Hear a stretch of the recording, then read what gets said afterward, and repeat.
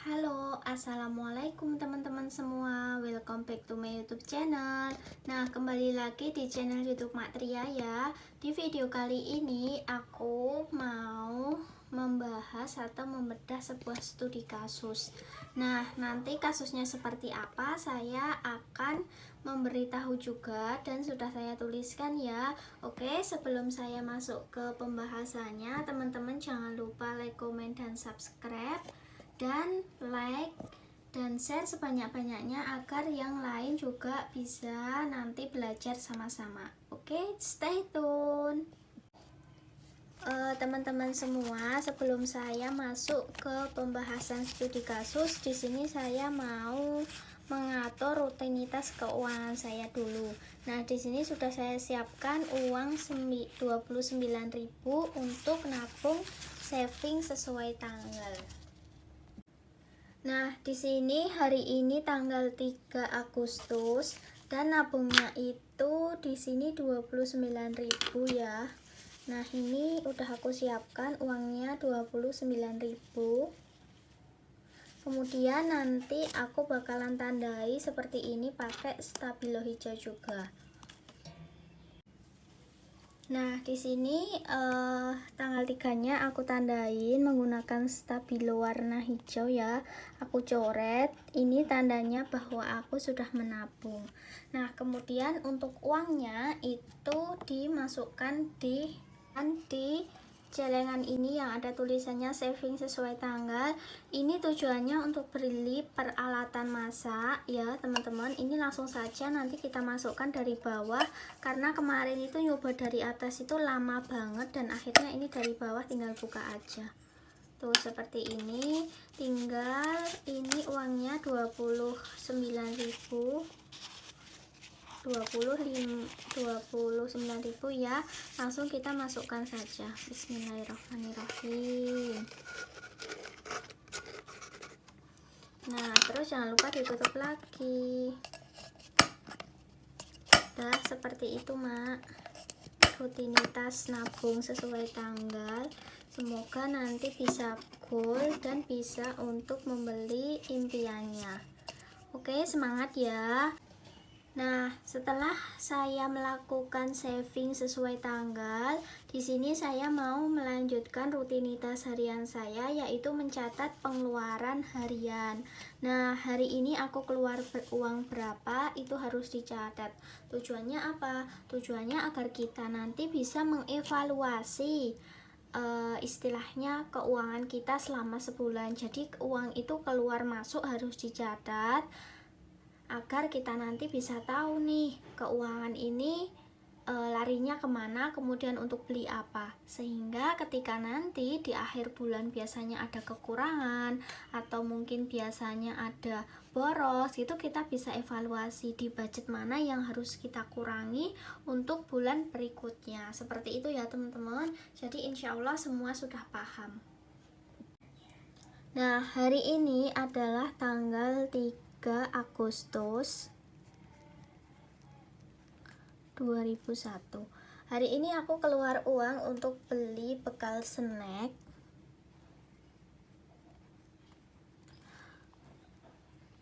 Kemudian untuk beli bayam, karena aku kalau beli sayuran hijau gitu itu mendadak Mak, jadi jarang banget beli pas food prep gitu, karena emang lebih suka fresh yang mendadak gitu, lebih segar lah istilahnya.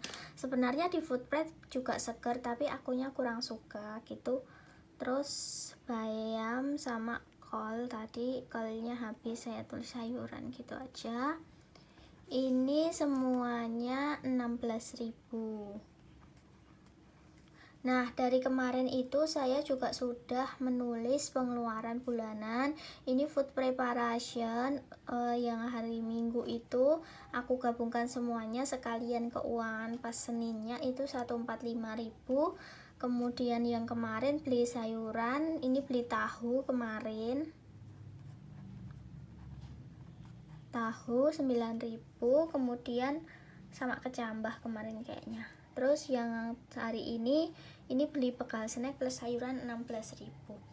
Nah, teman-teman semua perlu diketahui bahwa dalam mencatat pengeluaran ini maksudnya bukan termasuk kita hitungan dalam uang gitu, enggak, cuma agar kita tahu aja nih arus keuangan bulanan dalam rumah tangga ini larinya kemana. Kemudian nanti kita bisa nih mengevaluasi lagi pos mana yang harus kita kurangi, seperti itu. Jadi di sini itu sebenarnya ada tambahan, yaitu budgeting. Budgetnya berapa nih? Nah, budgetnya berapa nih dalam seminggu, seperti itu. Nanti kita tulis di sini ya, di bawahnya sini. Tapi nanti aja, ini aku mau hitung dulu selama seminggu. Nanti kita review dalam seminggu itu apakah kita sudah merasa boros atau mungkin melebihi dari budget yang ditentukan. Seperti itu nanti kita review dulu dalam 1 minggu. Ketika kita per minggu sudah mereview, kemudian nanti kita berlanjut minggu kedua, minggu ketiga, minggu keempat, hingga nanti 1 bulan. Nah, di akhir bulan Agustus nanti kita review lagi apakah pengeluaran itu lebih sedikit daripada pemasukan atau sebaliknya pengeluaran lebih banyak daripada pemasukan. Nah, di situ nanti kita pokoknya review, evaluasi sama-sama agar keuangan kita tertata dan keluarga kita bahagia. Oke, langsung saja ya, Mak. Nanti kita masuk ke studi kasusnya. Di sini sudah saya siapkan. Nanti kita bahas sama-sama. Stay tune. Nah, kemudian di sini saya sudah punya studi kasus yang akan kita bahas, dan di sini studi kasusnya saya bacakan ya.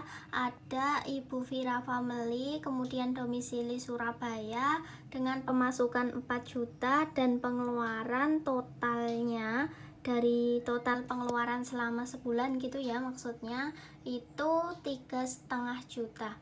Kemudian statusnya menikah, anaknya 3, dan dana daruratnya baru mempunyai 5 juta.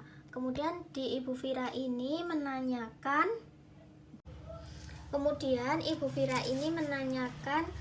berapakah dana darurat ideal yang harus dikumpulkan lagi.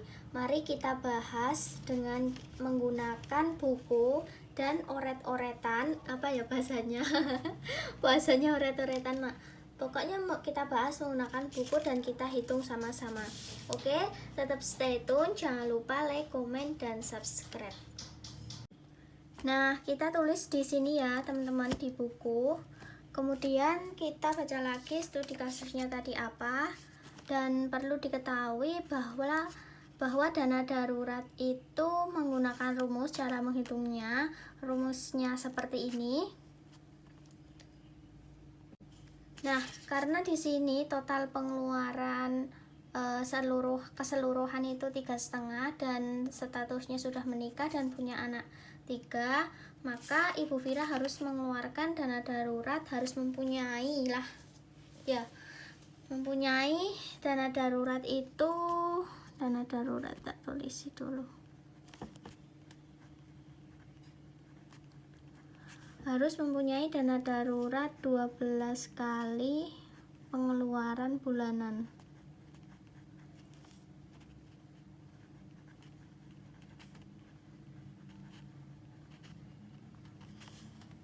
Nah, karena di sini dana daruratnya Ibu Vira itu udah punya 5 juta, kemudian pertanyaannya itu berapakah dana darurat ideal yang harus dikumpulkan lagi, maka di sini kita hitung dulu nih.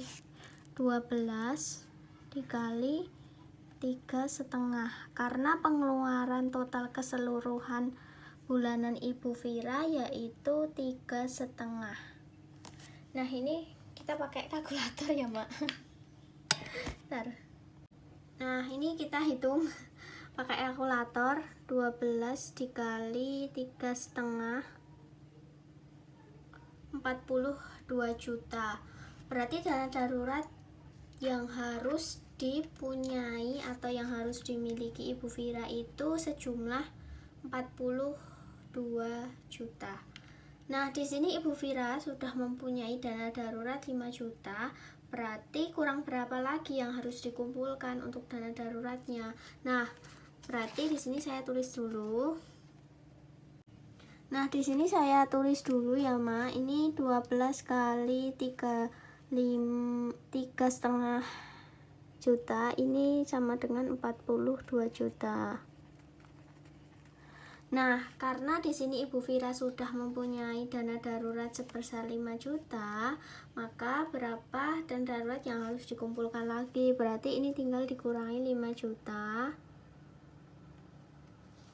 Nah, seperti ini. Jadi, Ibu Vira ini hanya perlu mengumpulkan dana darurat 37 juta. Nah, jadi saya tulis di sini. Ini Ibu Vira gitu. Tulis di sini kesimpulan gitu ya.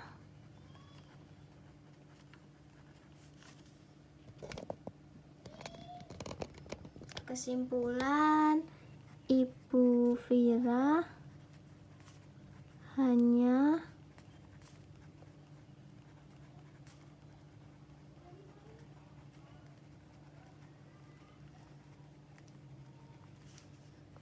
DD dana darurat hanya perlu mengumpulkan dana darurat 37 juta. Nah, mungkin sekian yang bisa saya bahas di berapakah dana darurat ideal yang harus dikumpulkan lagi. Nanti untuk pertanyaan-pertanyaan yang sering masuk di dana darurat di sini sudah saya tuliskan. Lanjut part 2 ya, teman-teman. Terima kasih sudah menonton dan jangan lupa nanti nonton juga yang part 2 dan ini kita bahas yang hal-hal kemudian nabungnya berapa, kemudian hal-hal yang sering dibahas.